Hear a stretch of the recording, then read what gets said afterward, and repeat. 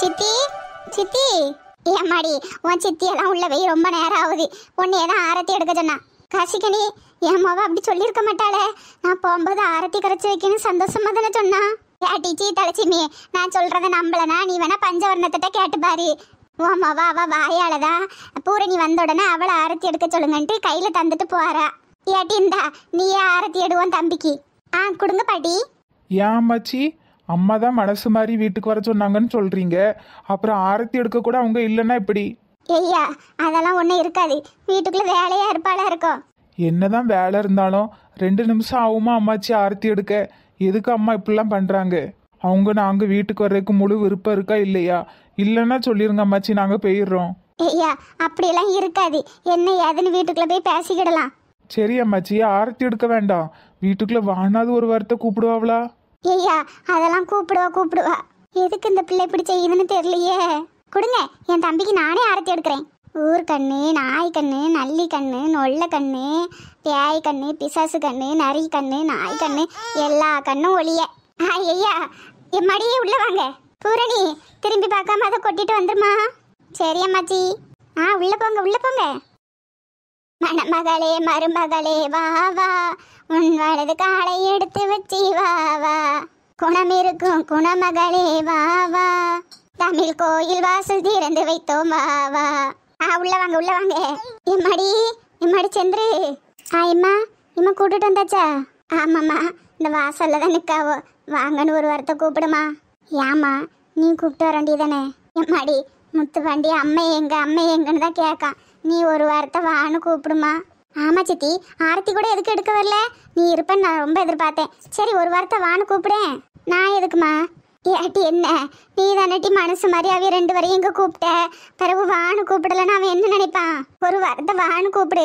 வா சித்தி உள்ள வாங்க.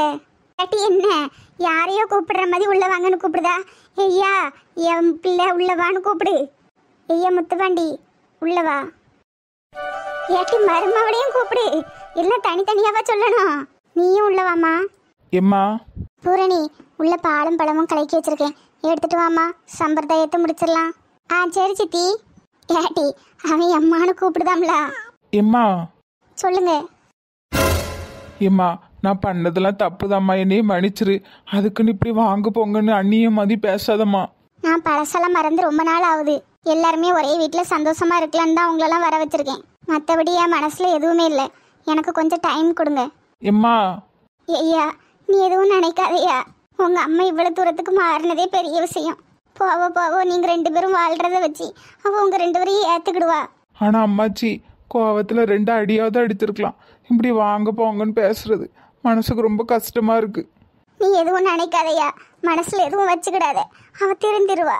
மனசு மாறி உனக்கு பழைய அம்மாவா திரும்ப வரதா போறா. உட்காருங்க. நான் தான் பாலம் பழமா ஊட்டுவேன். அம்மாச்சி நான் தானே ஊட்டணும்? ஆமா மக்களே, நீ தான் ஊட்டணும். அண்ணி வந்து உட்காருங்க. இல்ல தம்பி உட்காரு. வேண்டாம் பூரணி, இதெல்லாம் இன்னொரு நாள் பாத்துக்கலாம்.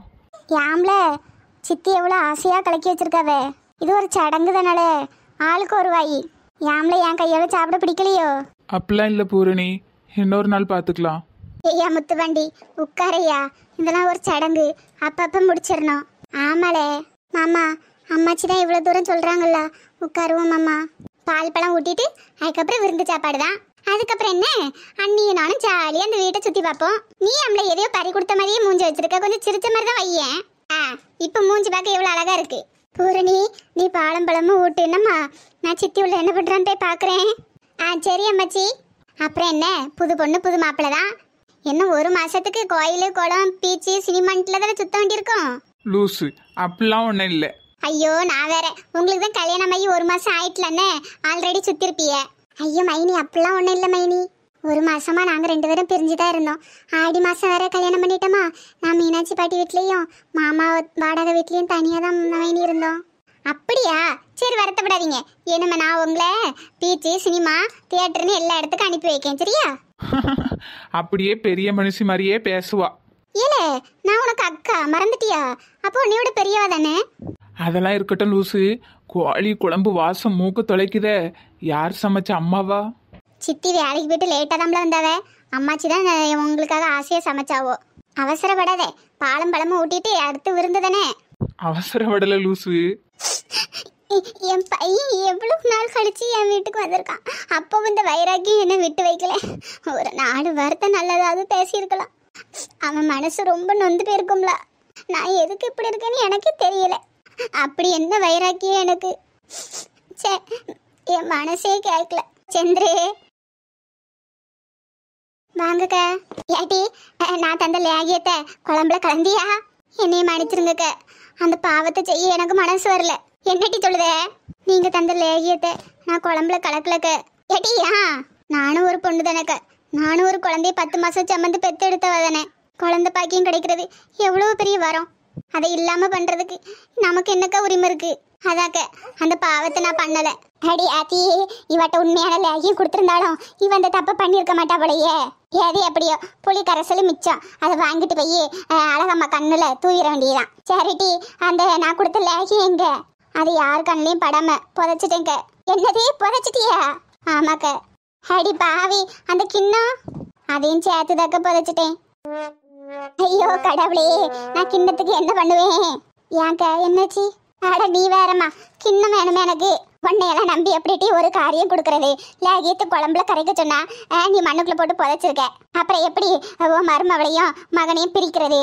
இந்த ஒரு காரியத்தை தவிர மற்ற எது வேணாலும் சொல்லுங்கக்க, நான் பண்ணுவேன். குழந்தை இல்லாம பண்றது ரொம்ப பாவக்க.